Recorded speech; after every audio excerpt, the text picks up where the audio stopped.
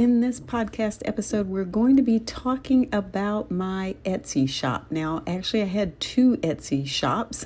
One never did a thing, but let me just go ahead and jump right into telling you about both of them, why one was successful and maybe why one wasn't. So let me talk about the one that just was worthless. That was a t-shirt shop, and it was set up in a way such that I could do fulfillment through another company and they would take care of all of that. You guys know what I'm talking about, basically drop shipping. Well, I think this works, but I just didn't do anything with it. I did not run any ads. I never shared it on social media. If I had wanted it to be successful, then I would have had an Instagram account and I would have ordered at least one shirt for myself, and then I would have constantly been wearing it or had other people wear it. I could have done giveaways, but I did absolutely nothing to promote it. And so therefore, nothing really happened with it. Well, let's contrast that with my shop that actually did get sales, because although I didn't really promote it either, I think the reason that it was successful is because it was tied to what I did in my profession, what I did in my day-to-day job. And so when people went to the site, it was more of, hey, okay, I think she knows what she's talking about, so I'm going to order this. Now, what was this second shop? The second shop was actually digital downloads, which are pretty easy and, it doesn't take too long to create. And the other thing is it's pretty easy to update. So it's not a physical product. I don't have to worry about shipping. I don't have to worry about fulfillment with drop shipping with another company that's taking care of it. None of that. It really is something that's easy to sell.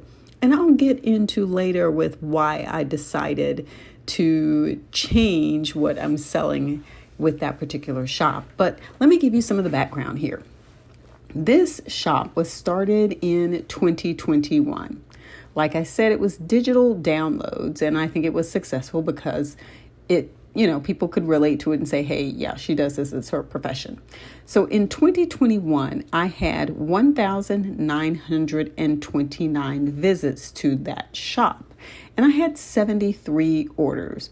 Now, if I remember correctly, that shop wasn't open the whole year. It opened around February or March or something like that. And actually, we'll try to go back and double check that as we're talking. But I don't think it was actually open the whole year. And then we also had 2022.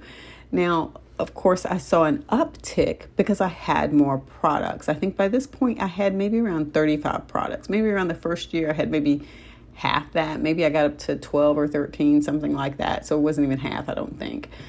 But the second year, I had 247 orders, which was pretty good. I had over 5,000 visits, and I thought that was pretty good also. So I was really impressed with how things were growing.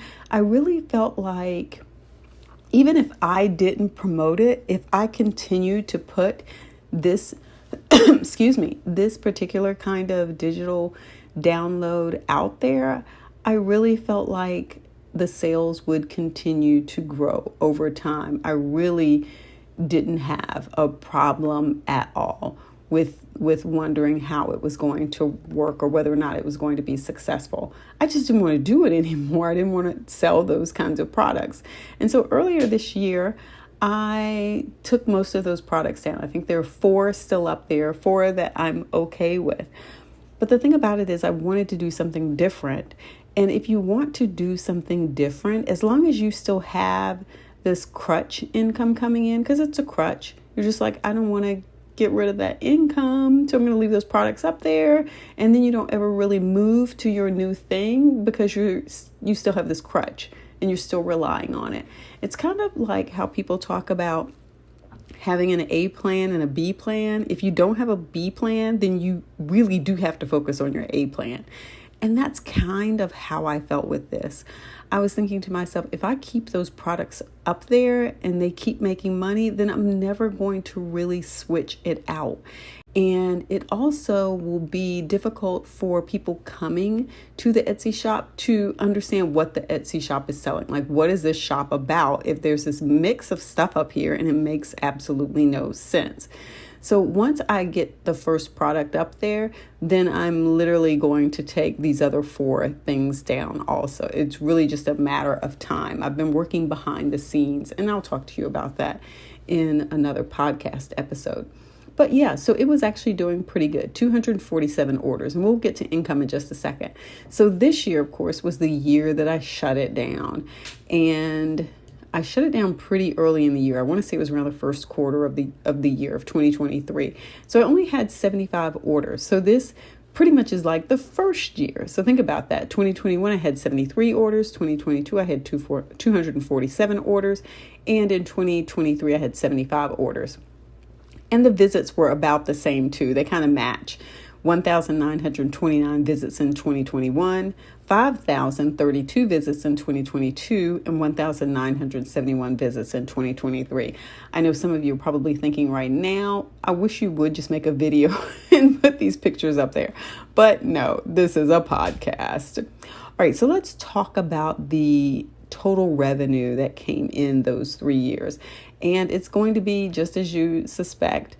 2021 and 2022 are going to be pretty closely matched. And then 2022 is going to be the year where you see the big increase. So the total revenue that I made from 2021 until I shut it down in 2023, which pretty much is about 2 complete years, is $2,342.70. I'm going to say that again. From 2021 to 2023, when I shut it down, which is about 2 years because of the time frame that I started and ended, the total revenue was $2,342.70. So on average, it's $1,000 a year. But as I said before, we know I didn't make a whole lot in 2021 and I didn't make a whole lot in 2023. As a matter of fact, 2023 probably would have been an even better performance than 2022 if I had left all of those materials up there. Okay, so 2021, how much did I make? $451.40. Again, $451.40. And I made something close to that in 2023, $466.49. So you can see about how those were the same. Now, 2022 was the year where I really made a whole lot. And that was $1,424.81. And I know some of you are saying, well, that's not really a whole lot. Well, it is when you're just starting out and you're growing. It really takes time to build. I'm sure there are tons of people who have jump-started something overnight and did a lot of sales with ads, but I didn't do any of that. Think about it. I didn't really promote it. I only let Etsy promote it. I, at most, shared some things on Pinterest, and I think I've taken maybe some of that down now, but it was a total of 395 orders over 2 years. So at some point in time, though, I'm going to start a new Etsy shop. I'm going to tweak this one again. I'm actually not going to close this one down because I do want the history there of 395 orders. And I want to be able to chart the changes and know what's going on. So I am going to keep that information going. So hopefully this gives you a little insight into the money that I made with Etsy. And I'll talk in another podcast episode about a deeper dive into why I'm changing and why I want to do something else and what that something else is going to be.